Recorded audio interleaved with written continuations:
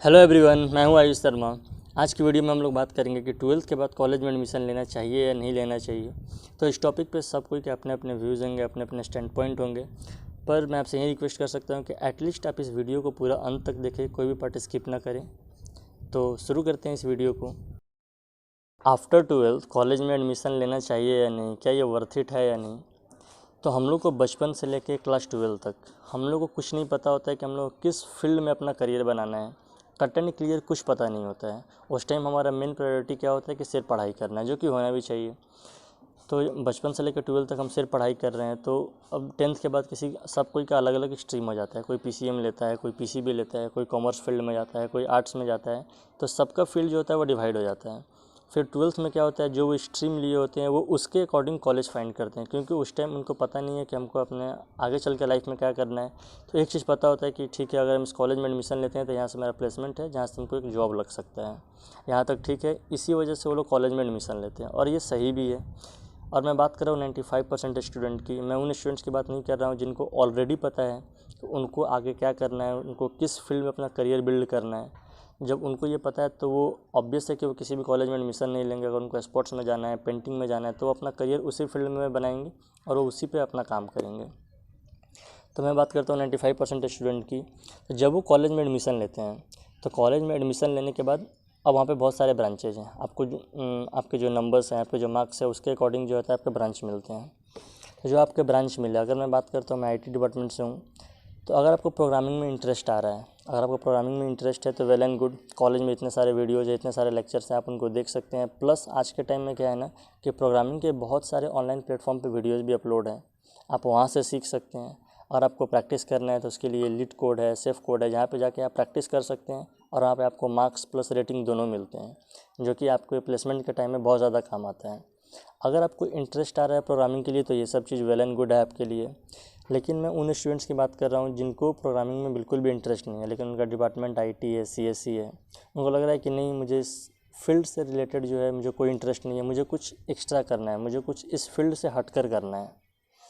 तो उस केस में क्या है ना कि आज के टाइम में सिर्फ एक फील्ड अवेलेबल नहीं है कि जिसमें आप अपना करियर बना सकते हैं। वो सिर्फ इंजीनियरिंग नहीं है कि आप उसमें अपना करियर आगे जाके बना सकते हैं। अगर आप उसमें नहीं किए तो आप कुछ नहीं कर सकते हैं। सिर्फ गवर्नमेंट सेक्टर नहीं है, और सारे भी सेक्टर अवेलेबल है आज के टाइम में। अगर आप पेन और पेपर लेते हैं और आप फील्ड, सिर्फ मैं बात करूँ सिर्फ फील्ड के बारे में कि आज के टाइम में कितने फील्ड अवेलेबल हैं जिसमें आप करियर अपना बना सकते हैं।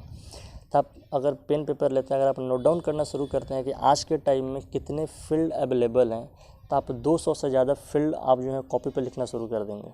जब आप सर्च करते हैं, आसपास देखते हैं कि कितने फील्ड्स अवेलेबल हैं, उसमें कितने लोग जो है सक्सेस किए हैं, कितने लोग जो है फेल हुए हैं।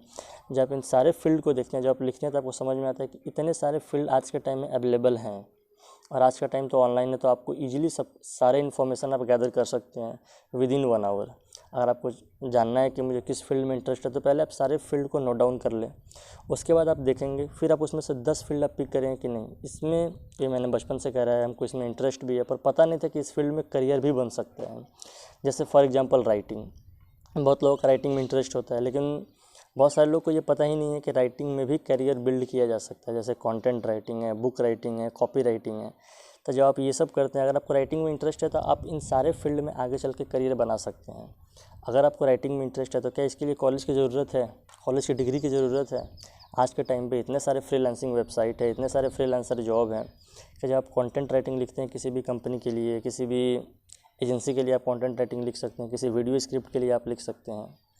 तो इतने सारे फील्ड्स अवेलेबल हैं कि जिनकी कोई हद नहीं है। लेकिन ये सब आप तभी फाइंड कर सकते हैं, यानी जो मैं जितने फील्ड के बारे में बात की, कि अगर आपको इस फील्ड में अपना इंटरेस्ट फाइंड करना है तो उसके लिए आपके पास इनफ टाइम होना चाहिए, सफिशिएंट टाइम होना चाहिए, जहाँ पे आप ये पता कर सकें कि मेरे पास जो हमको अगर अपना करियर बनाना है किसी फील्ड में, तो उसके लिए हमारे पास टाइम होना चाहिए। तो कॉलेज जो होता है ना, एकदम परफेक्ट टाइम है।